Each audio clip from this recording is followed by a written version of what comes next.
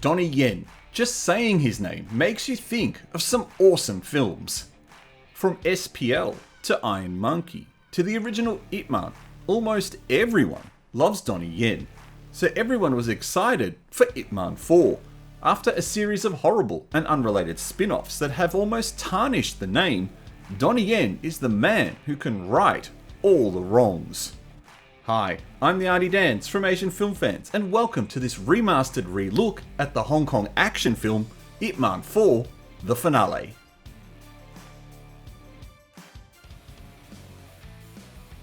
This is the long-awaited finale to one of the most exciting modern Asian cinema franchises.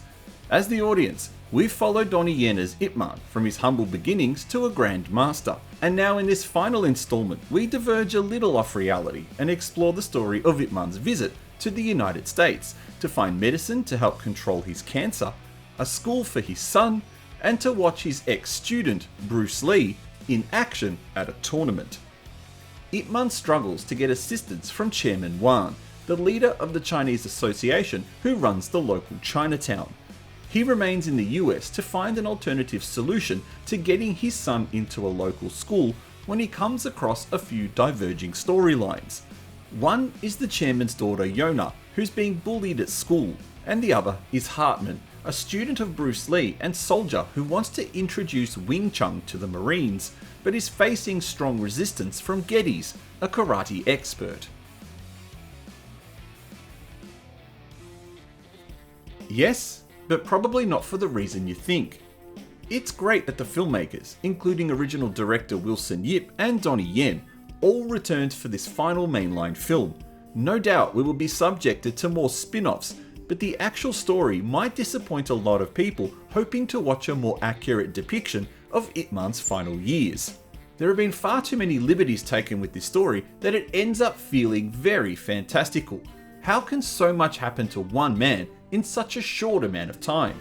If you're here for the action, you might also be disappointed with the lack of fighting scenes, with only 7 real fighting sequences in the film, of which Ip Man only plays a main role in 2, and a part role in another.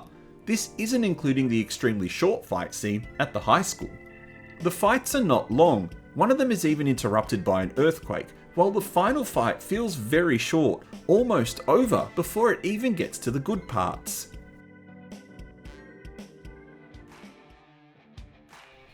Seeing Donnie Yen back in the main role is great for fans of the series like me, who have been disappointed with the spin-offs. Scott Adkins, who plays the role of Barden Geddes, also does a terrific job as the main villain. Scott is very proficient in taekwondo and kickboxing, and his talents are put to great use in this film. His towering stature also plays well against Ip Man's smaller and fragile frame, and he doesn't let the film down with his performance. The action, while very short, is also spectacular to watch, with very minimal wire work. There are several different disciplines on display, including Wing Chun, karate, tai chi, and wrestling. The themes of racism, assimilation, and respect for elders are also handled delicately and are not exploitative. There isn't much abusive racist language, but it certainly is there, as the Americans occasionally voice their disdain for the Chinese immigrants. The strongest theme, that is handled quite well, revolves around Ip Man finally understanding the wishes of his son, and how he learns this through interactions with Yona and her father. Also, contrary to what the trailer's shown, there's very little focus on the Bruce Lee character. This is a movie about Ip Man, not about Bruce Lee. A touching tribute outlining the final years of Ip Man and Wing Chun's influence on the US Marines is also included at the end of the film. The bad points in this movie aren't enough to stop you from watching and enjoying this film, but there are some issues that detract from the overall quality and stop it from being an absolute classic. First is the usual bad acting by most of the English-speaking cast, with the exception of Scott Adkins and Chris Collins, who, as mentioned before, does a terrific job. There's also some cheesiness and unnecessary patriotism added to the storyline to appease the Chinese government. Lines like, "I'm a martial artist, I stand up for justice," and frequent references to the superiority of China and Chinese people feel really out of place, especially when we know Ip Man's from Hong Kong. As mentioned, the fight scenes are just not long enough. taking a backseat to all the plot and character development.